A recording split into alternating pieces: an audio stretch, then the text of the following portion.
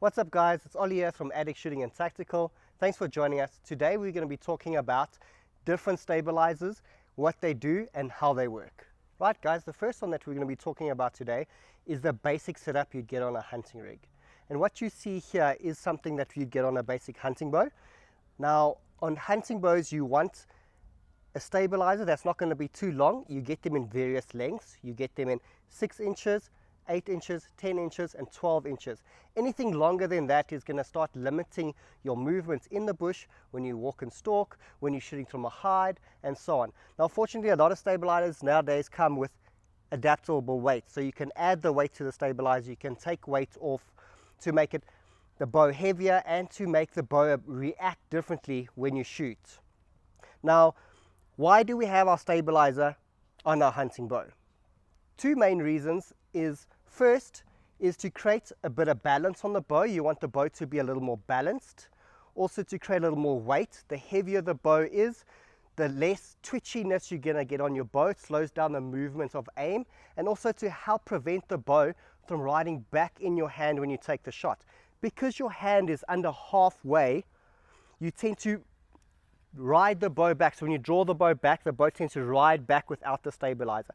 So the stabilizer on the front is creating weight on the front, helping pulling the bow down, and that in turns keeps your arrow as it comes off your rest nice and straight out the bow. You don't find the bow riding back, launching your arrow off your arrow rest, getting those high shots.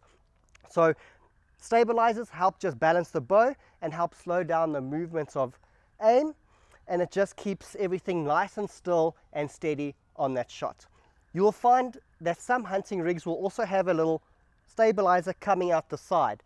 That stabilizer out the side is going to help your left and right movements. They tend to be a bit shorter than your front stabilizer. So a little kick out the side with an offset mount or a V-bar block. That stabilizer there is just going to help with stabilizing the bow more. It also makes it a bit bulkier, but it also helps with the balance. Right guys, so that pretty much concludes the basic hunting stabilization setup, what you need. The next we're going to move on to is going to be a target setup, stabilization on a target bow, and this is the kind of setup that you're going to run on your target rig. So generally it's a much longer stabilizer on the front where you can pack the weight on the front, and then a slightly longer one at the back, longer than hunting on the back, but with a bit more weight on the back than the front. Now generally you want to run a certain weight ratio. So the general rule of thumb is going to be, for every 1 weight on the front, you're going to pack 3 at the back, or 1 ounce on the front, 3 ounces at the back. That's just going to help give your bow a very good balance. So we spoke about hunting bows earlier. They're not as balanced as a target bow. So if I take my target bow and I literally hold it in my 2 fingers there, my bow is just going to balance in my 2 fingers.